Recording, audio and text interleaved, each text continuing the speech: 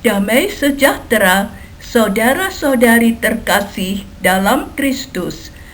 Angela Merici Biblical Center mempersembahkan studi Alkitab sebagai sabda kehidupan. Dalam presentasi ini, kita akan mendalami bersama Kitab Keluaran bab 5 sampai dengan 12. Ada baiknya sebelum mendengarkan presentasi, bahan di atas dibaca lebih dahulu, lalu mengikuti presentasi dengan Alkitab terbuka. Mari kita awali kegiatan kita dengan doa pembuka. Dalam nama Bapa dan Putera dan Roh Kudus. Amin.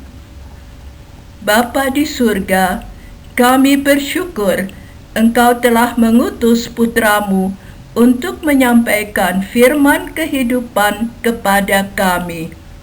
Roh Kudus, terangilah hati kami agar makin mampu memahami dan mengamalkan sabda kehidupan itu dalam hidup kami sehari-hari. Oleh Kristus Tuhan kami. Amin.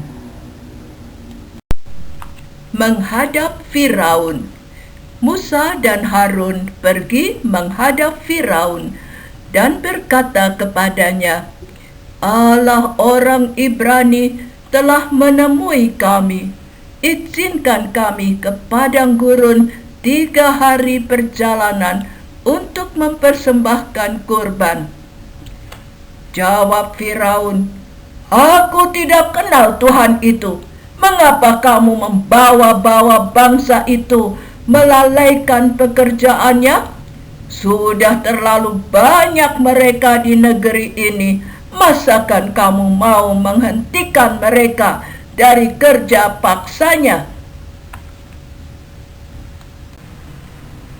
Hari itu juga Firaun memerintahkan supaya orang Israel tidak diberi jerami, tetapi harus menghasilkan batu bata yang sama jumlahnya setiap hari.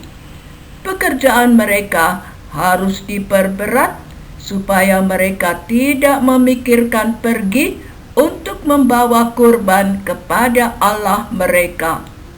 Maka bangsa itu pergi ke seluruh negeri untuk mengumpulkan tunggul gandum sebagai pengganti jerami.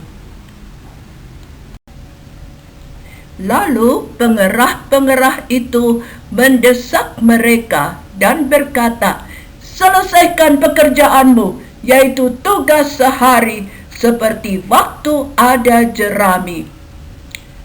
Lalu pengerah-pengerah Firaun memukul mandur-mandur Israel sambil bertanya, mengapa kamu pada hari ini tidak menyelesaikan jumlah batu bata yang harus kamu buat seperti kemarin?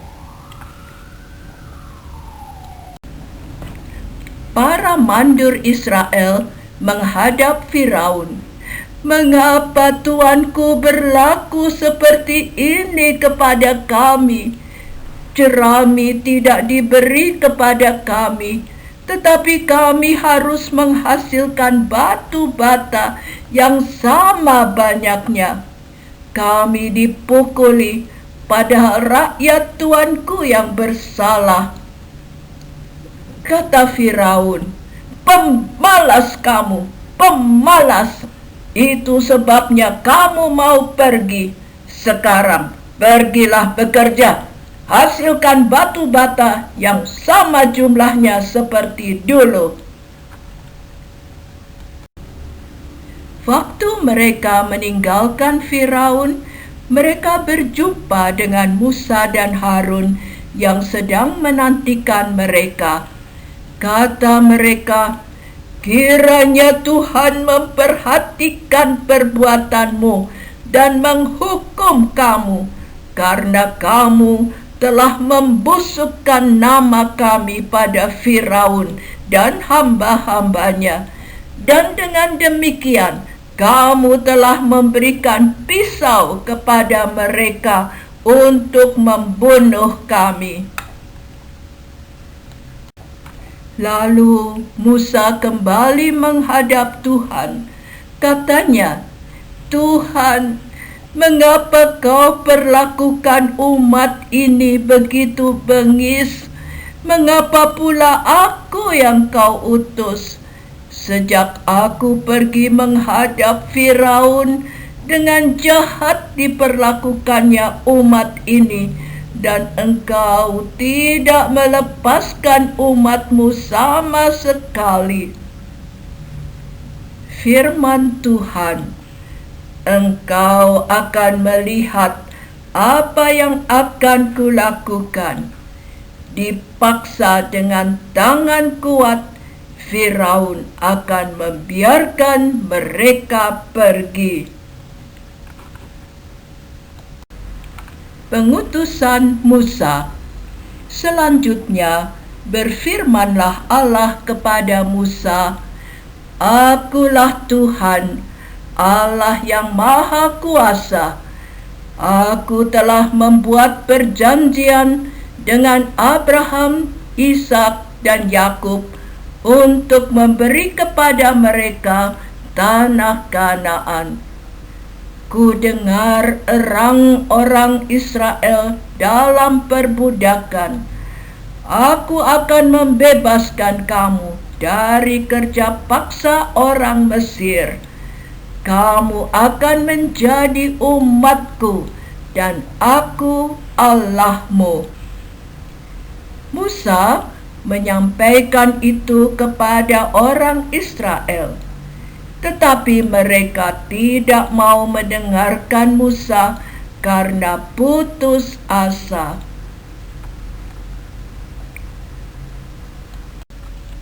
Firman Tuhan, "Pergilah menghadap Firaun.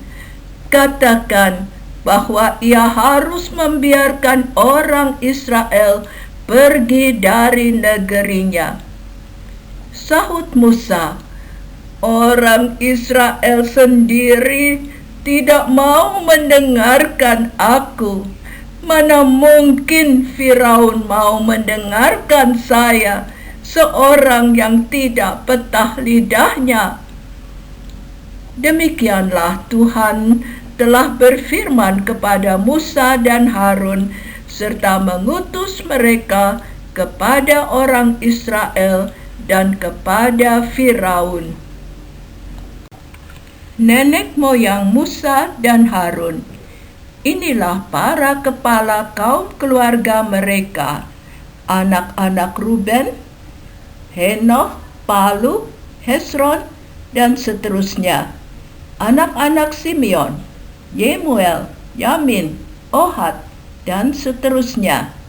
Anak-anak Lewi, Gerson, Kehat, Merari, dan seterusnya. Anak-anak Kehat, Amran, dan seterusnya. Anak-anak Merari, Mahli, dan Musi. Amran memperistri Yochebed yang melahirkan Harun dan Musa. Harun memperistri Eliseba yang melahirkan Nadab, Abihu, Eleazar, dan Itamar. Musa menghadap Firaun. Allah berfirman kepada Musa, "Akulah Tuhan.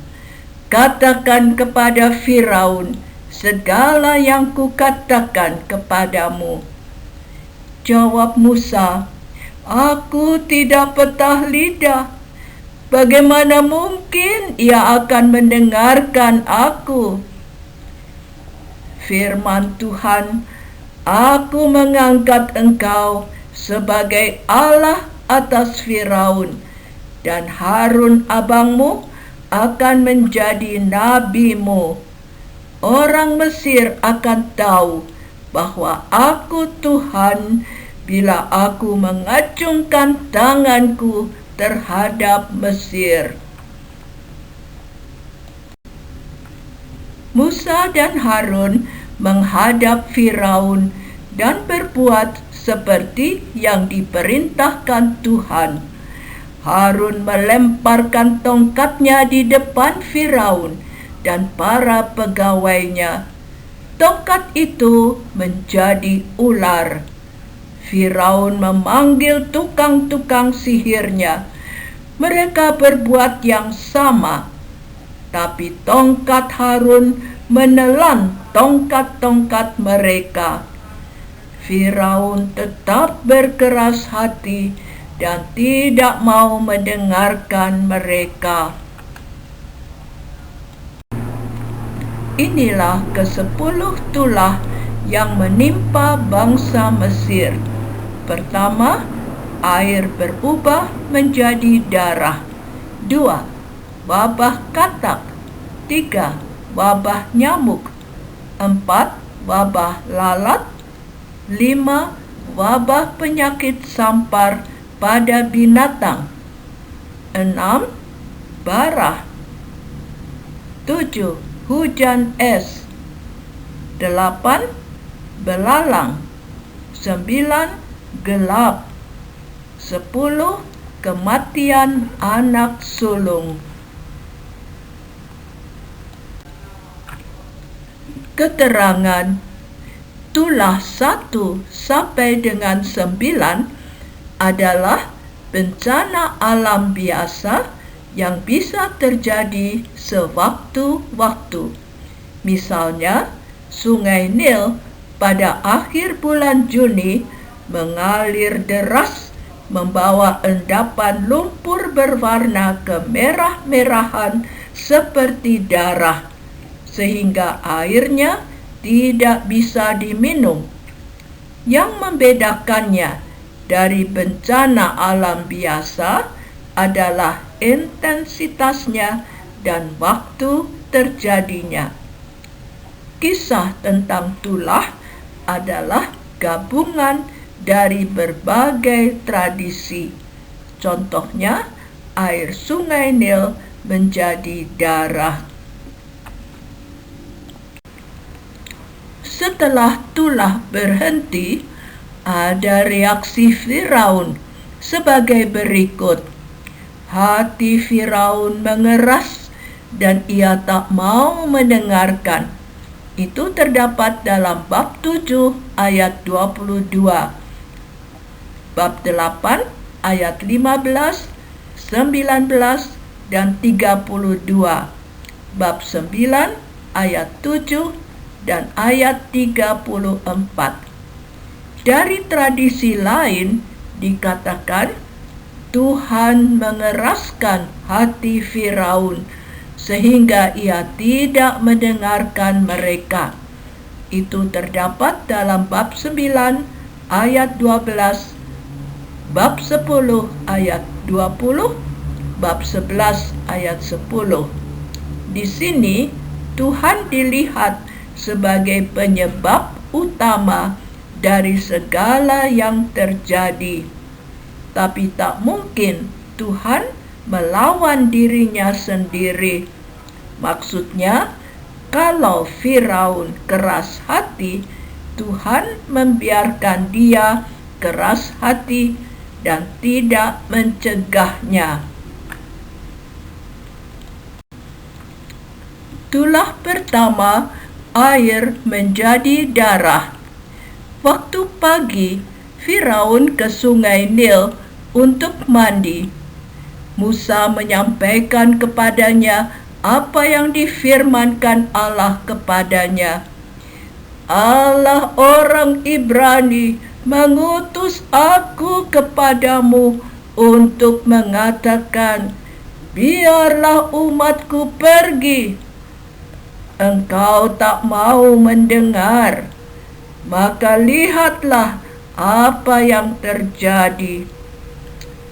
Lalu Harun memukulkan tongkatnya kepada air, maka air menjadi darah. Semua ikan mati dan berbau, dan orang Mesir tidak dapat minum air itu. Tukang sihir berbuat yang sama, tetapi Firaun tetap mengeraskan hatinya. Tulah kedua, Katak. Firaun tidak mengizinkan umat Israel pergi. Harun mengulurkan tongkatnya ke atas sungai, selokan, dan kolam. Katak-katak bermunculan menutupi tanah Mesir. Para ahli Mesir membuat itu juga dengan mantra-mantra mereka. Kata Firaun, "Berdoalah supaya katak-katak itu dijauhkan." Tapi setelah semua katak itu mati, Firaun tetap mengeraskan hatinya dan mereka tidak boleh pergi. Tulah ketiga, Nyamuk. Harun memukulkan tongkatnya ke debu tanah, maka segala debu tanah menjadi nyamuk. Nyamuk itu hinggap pada manusia dan binatang. Para ahli juga berbuat begitu dengan mantra-mantra mereka, tetapi tidak bisa. Lalu kata mereka, "Inilah tangan Allah."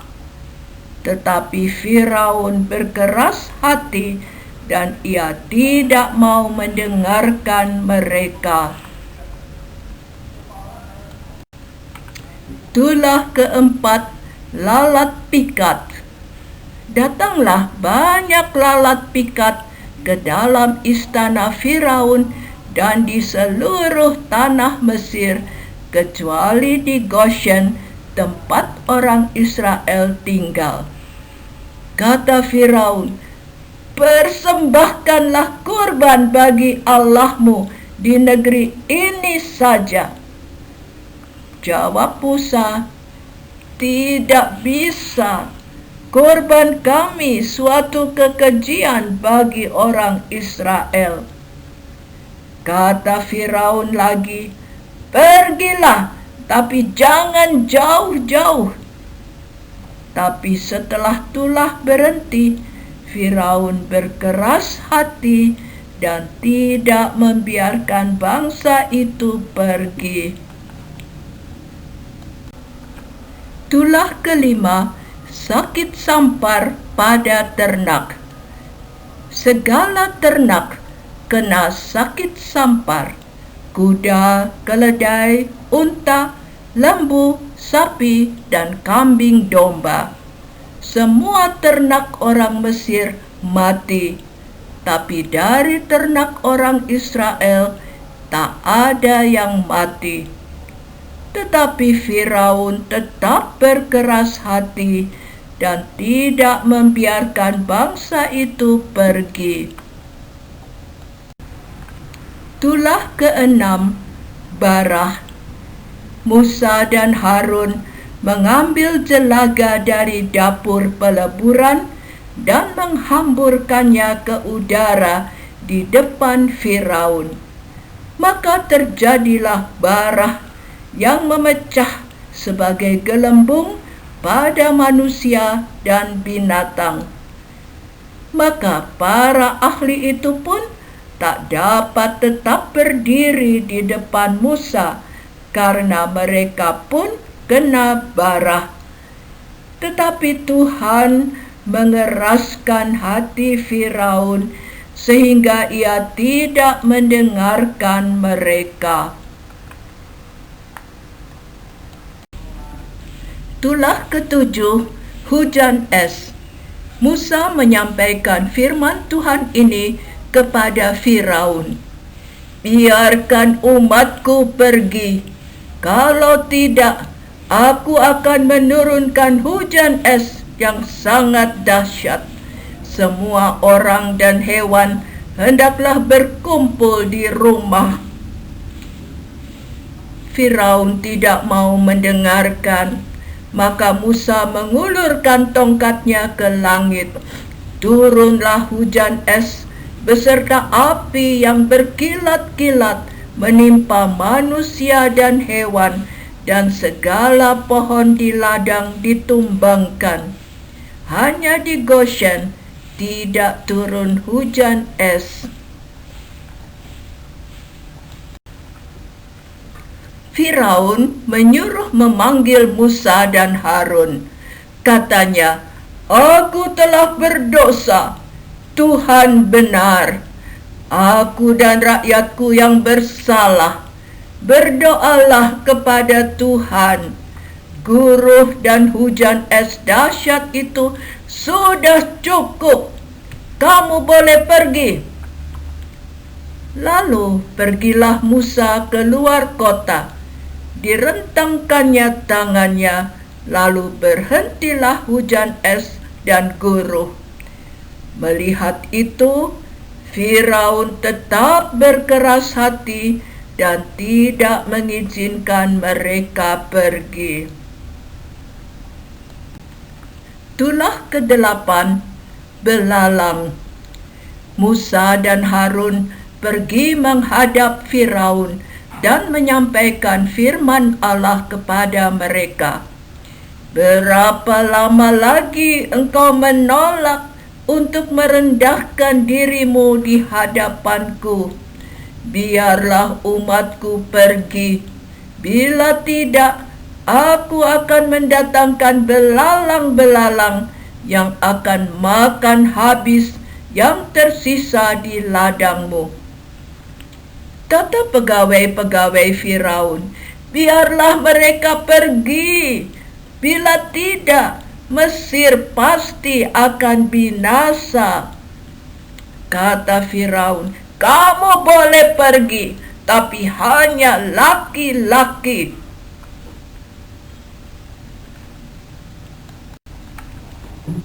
Pagi-pagi, angin timur membawa belalang meliputi seluruh tanah Mesir, sehingga negeri itu menjadi gelap olehnya.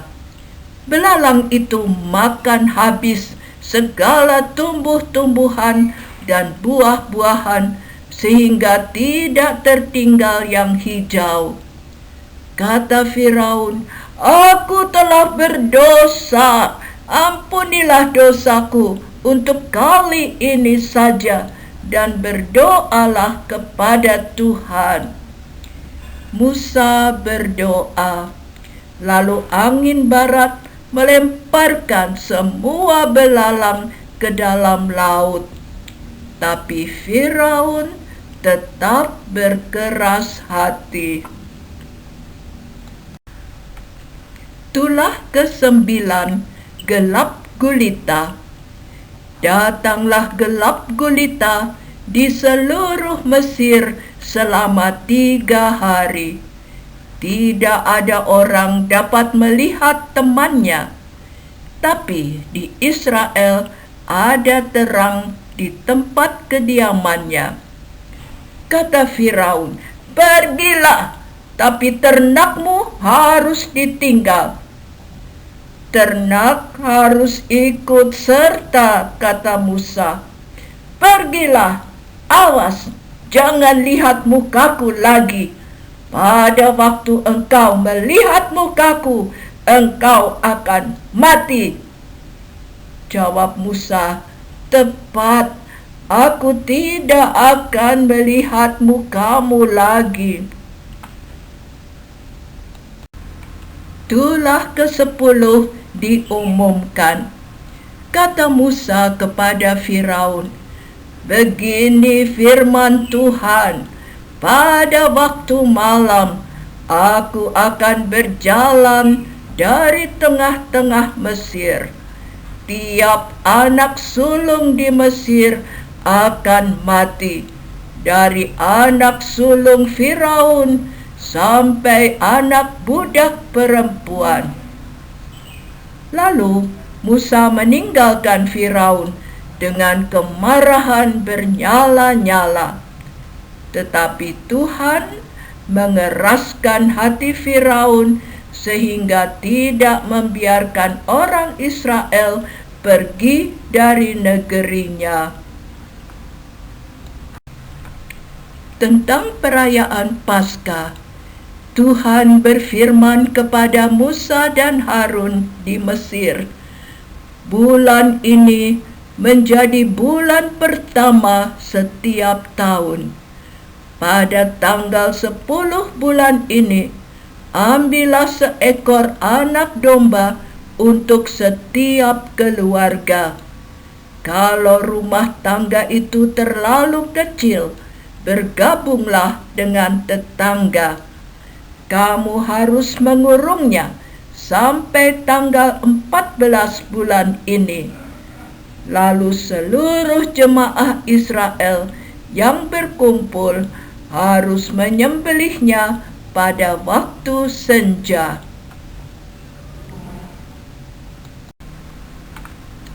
Anak domba itu harus jantan, berumur setahun, tidak bercacat. Sedikit darahnya harus dibubuhkan pada kedua tiang pintu dan ambang atas. Dagingnya dimakan pada malam itu juga dengan roti tak beragi dan sayur pahit. Harus dimakan habis, sisanya harus dibakar. Hari peringatan untuk dirayakan turun-temurun. Makanlah dengan pinggang terikat, kasut di kaki, tongkat di tangan. Itulah Paskah bagi Tuhan. Sedikit dari darah anak domba itu harus dibubuhkan pada kedua tiang pintu dan ambang atas. Sebab pada malam ini aku akan menjalani tanah Mesir, dan semua anak sulung dari anak manusia sampai anak binatang akan kubunuh. Darah itu menjadi tanda bagimu di mana kamu tinggal. Bila kulihat darah itu, aku akan lewat, maka tak ada kemusnahan padamu.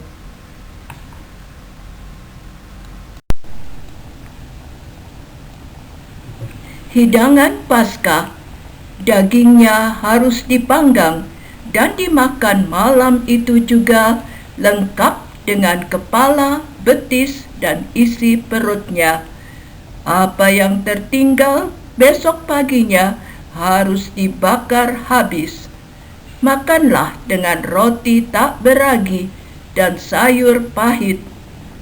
Pada tanggal 14 sampai dengan tanggal 21 petang bulan pertama itu, selama 7 hari tak boleh ada ragi di rumahmu. Jangan makan apapun yang beragi. Peliharalah ibadah ini turun-temurun. Bila anakmu bertanya, "Apa arti ibadah ini?" kamu harus berkata begini, "Inilah kurban Paskah bagi Tuhan yang melewati rumah orang Israel di Mesir ketika ia menulahi orang Mesir, tetapi menyelamatkan rumah-rumah kita."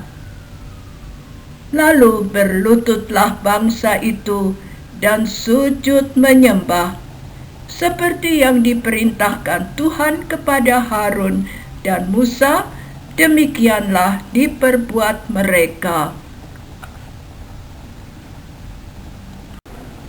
Tulah ke-10, kematian anak sulung. Tengah malam, Tuhan membunuh tiap-tiap anak sulung Mesir. Lalu bangunlah Firaun dan semua pegawainya dan semua orang Mesir, sebab tidak ada rumah yang tidak kematian. Pada malam itu dipanggilnya Musa dan Harun, "Bangunlah, pergilah beribadah kepada Tuhanmu. Bawalah segala ternakmu dan mohonkan berkat bagiku." Orang Mesir juga mendesak orang Israel supaya pergi. Kata orang Mesir, "Nanti kami mati semua." Orang Israel minta dari orang Mesir barang-barang emas, perak, dan kain. Tuhan membuat bangsa Mesir bermurah hati terhadap bangsa Israel. Demikianlah mereka merampasi orang Mesir itu. Kemudian berangkatlah orang Israel dari Ramses ke Sukot. Kira-kira 600.000 orang berjalan kaki. Juga berbagai bangsa ikut dengan mereka. Mereka membawa adonan roti bundar tak beragi. Orang Israel di Mesir selama 430 tahun. Pada hari itu juga keluarlah segala pasukan Tuhan dari tanah Mesir.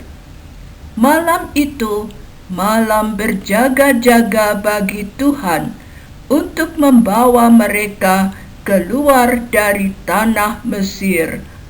Juga bagi semua orang Israel turun-temurun untuk kemuliaan Tuhan. Ketetapan lebih lanjut tentang Paskah. Tuhan berbicara kepada Musa dan Harun, "Segenap jemaat Israel harus merayakan Paskah. Dagingnya harus dimakan dalam satu rumah, tak boleh dibawa keluar. Tulangnya tak boleh dipatahkan. Orang asing dan pendatang tak boleh memakannya kecuali sudah bersunat. Yang sudah bersunat dianggap sebagai orang asli." Kita sudah sampai pada akhir presentasi Kitab Keluaran bab 5 sampai dengan 12. Ada baiknya Anda membaca kembali dan merenungkannya dengan pertanyaan refleksi, "Tuhan berbicara apa kepada saya lewat teks ini? Tuhan ingin saya berbuat apa?"